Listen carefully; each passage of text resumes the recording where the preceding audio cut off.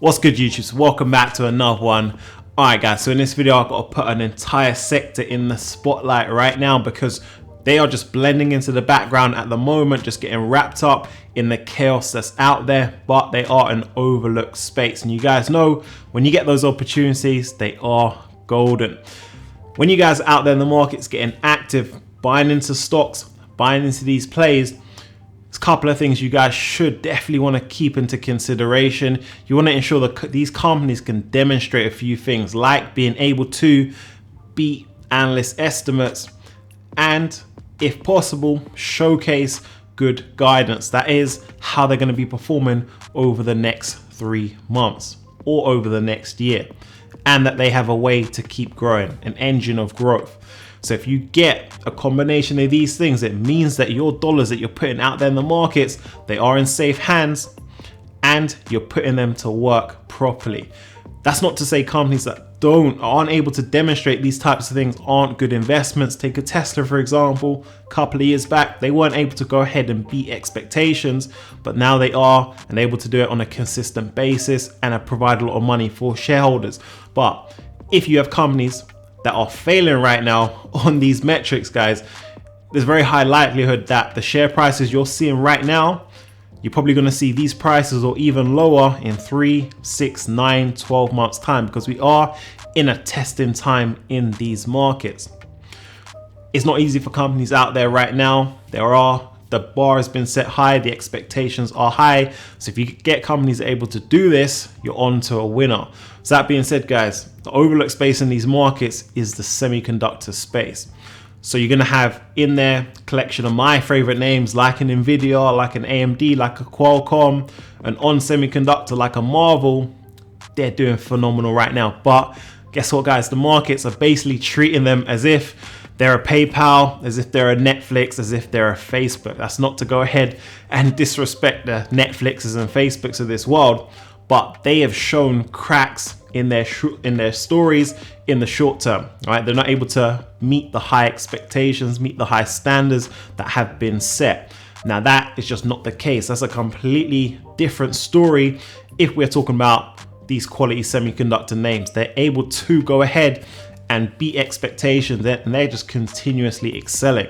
So if you're looking at it like this, guys, they're able to go ahead, beat the expectations, the analyst expectations that have been set for them, and you could see that from their track record of their earnings for the last couple of quarters.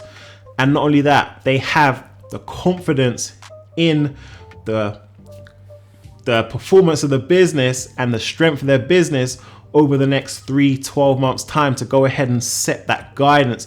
Guys, not many companies out there are able to do that, able to give forward-looking guidance right now.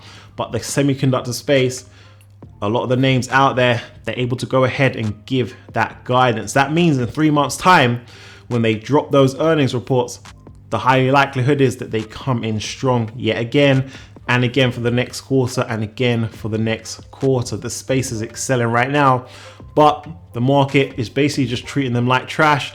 We saw an AMD drop down like 10% on Friday's session. We saw an Nvidia come down like 6-7%. We saw weakness again in the markets today, but it's an overlooked space. Okay, the market is overlooking the fact that the earnings profiles, the quality of these companies is strong, and they've got avenues for continued growth. Look at AMD, just secured, the acquisition that they're looking to complete on in the short term.